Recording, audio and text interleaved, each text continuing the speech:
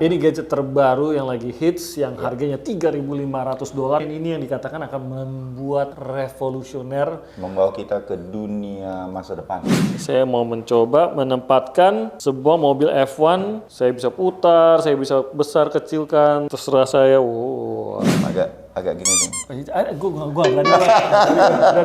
Tapi perlu saya beli nggak ya kalau 54 juta?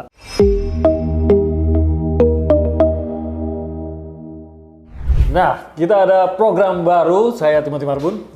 Bayu Sutiono, orangnya mungkin lama, masih di Kompas juga, tapi ini Kompas TV Digital. Kita punya program namanya FOMO, FOMO Tech. Jadi ini buat bukan H ya, F ya, F.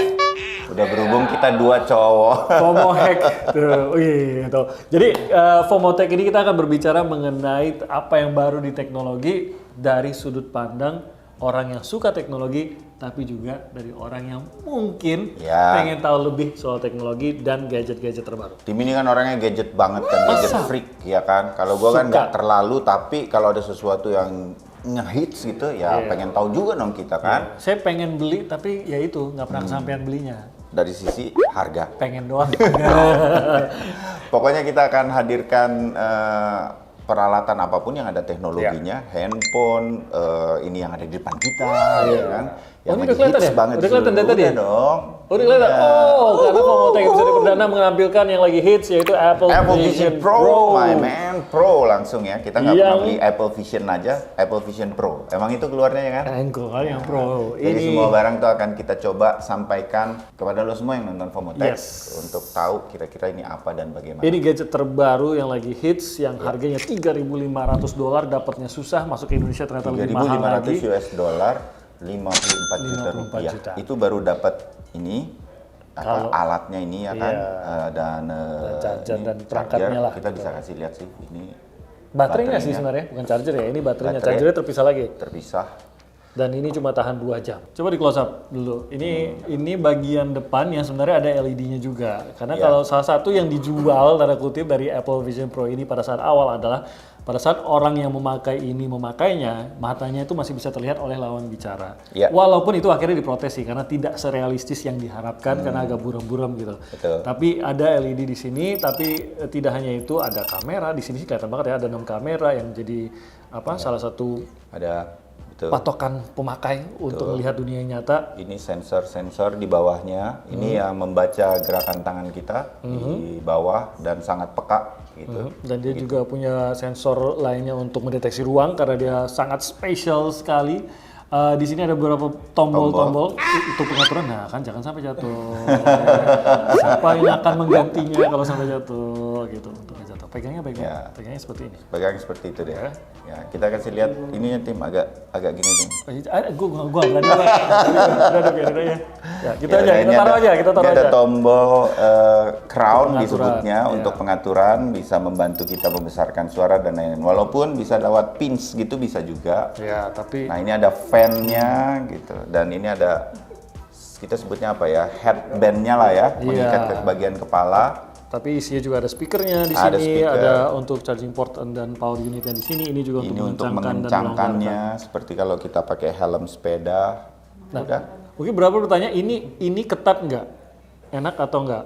Kalau menurut saya enak, dia tidak terlalu ketat sesuai. Nggak maksa sih. Iya. Ya, sebenarnya nggak maksa. Ya, jadi tapi nyaman. Makanya gue bilang ini kayaknya habis jutaan dolar buat riset ini doang. Apa sih yang keren soal Apple Vision Pro ini? Karena ini yang dikatakan akan membuat revolusioner, membawa kita ke dunia masa depan. Iya, membawa kita ke dunia masa depan karena ini bukan VR headset yang kalau selama ini kita pakai Oculus dan lain-lain itu biasanya itu virtual semua reality, bukan menjadi virtual reality, tapi ini lebih ke mixed reality di mana virtualnya ada, tapi masih nyambung dengan dunia yang sebenarnya. Jadi kalau kita pakai meja ini masih kelihatan, tapi bisa ditaruh benda virtual di atasnya, gitu. Dan bisa berinteraksi dan lain-lain. Nah, interface-nya itu seperti MacBook atau iPad ataupun iPhone, karena memang keluaran Apple kan. Aplikasinya juga begitu. Tapi sebutlah kalau di handphone atau di iPad itu touchscreen. Ini kita nggak menyentuh apa-apa, menyentuh udara, tapi dia sudah bisa bergerak. dan membaca bola mata, pergerakan kepala. Boleh, bisa pilih tuh katanya. Bola mata, pergerakan kepala, jari ataupun gerakan tangan. Iya. Jadi untuk memilih aplikasi mana gitu. Jadi kalau di iPad kita touch dan kemudian kalau kita geser, kemudian bergerak sedikit, kemudian kita tap. Nah, ini tuh bergeraknya lewat lirikan matamu, terus kita jepit begitu. Lirikan matamu. Aduh, bukan main. Tapi yang kerennya memang ini membuat area apapun itu, karena kan ini sebenarnya special reality-nya itu yang membuat ini berbeda dengan virtual reality yang lain. Itu membuat kalau dipakai, kita bisa membuka aplikasi dan menempatkannya dimanapun, mendekatkannya, menjauhkannya, memperbesar dan memperkecil.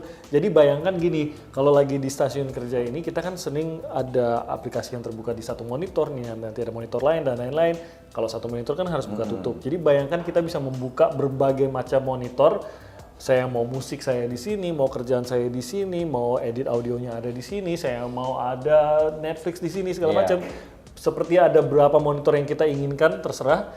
Tapi kita bisa melihat ke tempat lain dan monitornya hilang semua. Dan kita akan melihat benda lain gitu. Betul. Jadi akan bisa kepake banget buat kerjaan. Tapi buat hiburan sih, ya pastilah ya. Pasti, ini hiburan, nonton film, main game, semua udah bisa dilakukan. Sambil tetap sadar bahwa kita nih ada di lingkungan ini. Walaupun lingkungan yang, misalnya nih saya pakai ini, kemudian ada studio, ada kameramen, ada kamera-kamera, begitu ada lampu. Itu akan tetap ada, tapi bisa kita tutup. Kita bisa ada di pegunungan, bisa ada di hutan. Mau langsung coba nggak? Kita lihat deh seperti apa sih pengalamannya, karena nggak cuma buat kerja doang, bisa buat macam-macam. Hanya bisa dipahami kalau dicoba. Yuk, let's go. Lu coba minggu depan ya. Oke, kita coba. Semoga baterainya masih ada. Oke, ini bisa direkam nggak nih ya apa yang gue lihat? Dikantongin dulu. Nanti kita kasih lihat pokoknya apa yang dilihat oleh Timothy. Sekarang saksikan Timothy seperti agak-agak mabuk kepayang ya. Tangannya bergerak kemana-mana. Ini ya saya coba nih. Ada orangnya. Orangnya lagi nggak nginder. Ini mana sih? Dari tadi mau ditutup. Oke, nah ini memang harus kalibrasi mata sih. Soalnya ini sangat spesifik sekali, mau mencet apa, kita benar-benar dia berpegangan pada lirikan mata. Ini saya mau mencoba menempatkan sebuah mobil F1, cari area yang kosong, itu dapat, kita langsung tap ke sini untuk memplacement, itu dia mobilnya. Ya. Nggak kelihatan tapi ya di situ ya. Saya bisa putar, saya bisa besar kecilkan, terserah saya. Wah. Dan bisa langsung naik seperti berasa masuk F1 sendiri. Bisa. Nah ini sih sebenarnya salah satunya selain hiburan sama kerja, hal-hal seperti ini, benda yang tidak ada menjadi ada, itu bahkan bisa dipreteli, dibedah, dibelah dan lain-lain, sehingga untuk pembelajaran tuh kepake banget. Kenapa ini jadi revolusioner? Salah satunya mungkin buat dunia pendidikan kali ya, walaupun mungkin di pendidikan dasar sekalipun, tapi ini membuat sesuatu yang tidak ada jadi ada seperti mobil F1 nih nanti kalau kita sampaikan juga gambar apa yang dilihat oleh Timothy, itu bisa kita bongkar-bongkar. Kita bisa lihat mesinnya, kita bisa bongkar, nanti kita bisa pasang lagi. Dan kalau dibongkar, udah di sini nih yang lagi ada depan saya ini bagian dari ban. Kalau saya mau lihat dari dekat gitu ya, itu tinggal diperbesar dan saya bisa lihat sampai ukurannya gede banget gitu. Mobilnya itu bisa diperbesar, diperkecil, terserah kita, digeser-geser hanya dengan gerakan-gerakan tangan. Dan visualnya sih tajam banget sih. Iya. Saya juga udah mencobanya. Nanti bisa lihat bagaimana saya berinteraksi dengan dinosaurus begitu ya. Tapi bagi saya yang buat saya amazed gitu, tampilan gambarnya. Kok alat semacam ini saya nggak ngerti. Ya oke lah, ada lensa yang sangat canggih. Apa dia menyebut lensanya, Tim? Gue lupa apa namanya.